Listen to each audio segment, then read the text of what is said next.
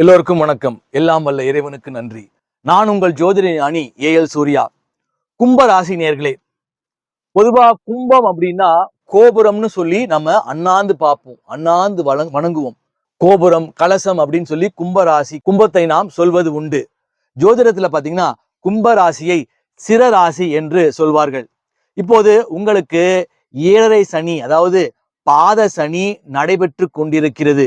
இன்னும் 1.5 வருஷம் பாத சனி முற்றிலுமாக விலகிறதுக்கு காலம் இருக்கு. அதுவும் இல்லாமல் உங்களுடைய ராசிநாதன் இருக்கக்கூடிய இடத்தில் ராகு பகவான் அமர்ந்திருக்கிறார். பொதுவா பாத்தீங்கன்னா ராகு பகவான் என்று சொல்லப்படக்கூடியவர் போகங்களையும் அபிலாஷைகளையும் ஆசைகளையும் தூண்டக்கூடியவர். அதுவும் இல்லாம பாத்தீங்கன்னா அவர் சுயசாரத்தோட வேற உட்கார்ந்து இருக்கிறார். கேட்கவே வேண்டாம். இப்போது உங்களுடைய ஆசைகள் அனைத்தும் நிராசையாகவே இருக்கும் காலகட்டம். கைக்கு எட்டினது வாய்க்கு எட்டலன்னு சொல்லுவாங்கல்ல, அப்பேற்பட்ட ஒரு அமைப்பு. பக்கத்துல வர மாதிரி வரும், சரி பக்கத்துல போயாச்சு, சரி நமக்கு கிடைக்க போகுதுன்னு பார்க்கும் போதுதான் கடைசியில ஏமாத்துற மாதிரி போயிடும், கிடைக்காது.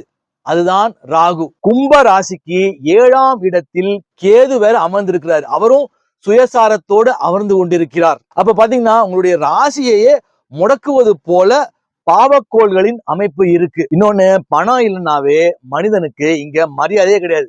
சமுதாயத்துல மரியாதையே இருக்காது, வீட்லயும் மரியாதை இருக்காது. என்னடா வாழ்க்கைன்னு கூட சில பேர் கும்பராசிக்காரர்கள் நினைக்கலாம். ஆனால் வரக்கூடிய காலகட்டத்துல குரு பகவான் பெயர்ச்சி ஆகிறார். அதாவது மிதுன ராசியிலிருந்து வருகின்ற ஜூன் 1ஆம் தேதி இரவு 1:50 மணிக்கு கடகத்திற்கு உச்ச குருவாக 12 ஆண்டுகளுக்கு ஒரு முறை வரக்கூடிய உச்ச குருவாக பெயர்ச்சியாவது மிக மிக சிறப்பு. அதாவது கடகத்திற்கு உச்ச குருவானவர் வந்த பிறகு பாத்தீங்கன்னா உங்களுடைய ராசிக்கு 2ஆம் இடமான தனஸ்தானத்தை குரு பகவான் உச்ச குருவாக பார்க்கிறார். உச்சனின் பார்வை தனஸ்தானத்தின் மீது படுவதால் தடைபட்டிருந்த பணமுடக்கம் விலகி பணம் வருவதற்கான அமைப்புகளை உச்ச குரு பகவான் ஏற்படுத்துவார். இதுநாள் வரை உங்கள் ராசிநாதன் மீது அமர்ந்திருந்த ராகுவை குரு பகவான் சாந்தப்படுத்தினார். அதுவும் இல்லாம 6ஆம் இடத்திற்கு குரு பகவான் போனார்னா நோய், கடன், வம்பு, வழக்கு போன்ற அமைப்புகளை தான் ஏற்படுத்துவாருன்னு சில பேர் நினைக்கலாம். அதுவும் இல்லாம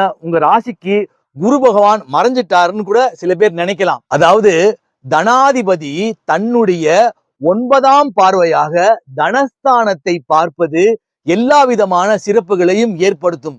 அதே போல 2ஆம் இடம் என்பது குடும்பஸ்தானமாகவும் வருவதால் குடும்பத்தில் நிலவி வந்த சண்டை சச்சரவுகள் விலகி மங்களகரமான நிகழ்வுகள் ஏற்படும். அதே போல உங்களுடைய தசாபுத்தி அமைப்புகள் எப்படி இருக்குன்னு பார்க்கணும். அப்போதுதான் அதற்கான முழுமையான பலனை நாம் எடுக்க முடியும். இது ஒரு பொதுவான பலன். உங்களுடைய ராசிக்கு லாபாதிபதியாகவும் குரு பகவான் வருகிறார். இதுநாள் வரை தொழிலில் முடக்கம், தொழில் சரியில்லை, அது போன்ற அமைப்புகள் உள்ளவர்களுக்கு இனிமேல் தொழிலில் அபிவிருத்தி ஏற்படும் காலகட்டமாகவும் வருகின்ற காலகட்டம் அமையும். அதுவும் இல்லாம இடையில் அதிசாரமாக அக்டோபர் 31ஆம் தேதி அவர் சிம்மத்துக்கு பெயர்ச்சியாகி மறுபடியும் ஒரு 3.5 மாதம் கழித்து ஜனவரி 24 போல அவர் மறுபடியும் வக்ரகதியில் கடகத்துக்கு வருவார். அப்ப எப்படி பார்த்தாலும் ஒரு 9 மாதம் அனுகூலமான காலகட்டமாகவே கும்ப ராசிக்கு அமையும். அது போன்ற காலகட்டங்கள்ல பாத்தீங்கன்னா வரவும் இருக்கும், செலவும் இருக்கும். ஆனால் அடுத்தவர்களிடம் கையேந்துவது போல அமைப்பு இருக்காது. பலர் பாத்தீங்கன்னா கும்பராசிக்காரர்கள் தூக்கத்தை தொலைக்கக்கூடிய அமைப்புகளாக, படுத்தா தூக்கமே வரல, ஒரே மன உளைச்சல், அது போன்று அவசைப்பட்டு கொண்டிருப்பவர்கள். அப்பேற்பட்டவர்களுக்கு இனிமேல் குரு உச்ச குருவாக பெயர்ச்சியான பிறகு நிம்மதியான நல்ல தூக்கம் வரும்.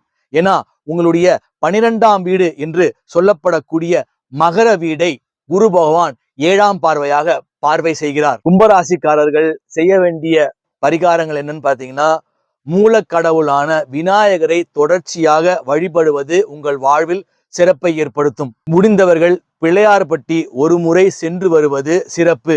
கும்பராசிக்காரர்களுடைய வாழ்வில் அனைத்து விதமான அனுகூலங்களும் ஏற்பட வேண்டும் என்று சொல்லி எல்லாம் வல்ல இறைவனையும் பிரார்த்தனை செய்கிறேன். இந்த வீடியோ பிடிச்சிருந்தா லைக் பண்ணுங்க, ஷேர் பண்ணுங்க, கமெண்ட் பண்ணுங்க. சப்ஸ்கிரைப் பண்ணாத சப்ஸ்கிரைப் பண்ணிக்கோங்க. அப்பதான் தொடர்ச்சியா போடக்கூடிய எல்லா வீடியோஸும் வரும். அடுத்த வீடியோவில் சந்திப்போம். நன்றி, வணக்கம்.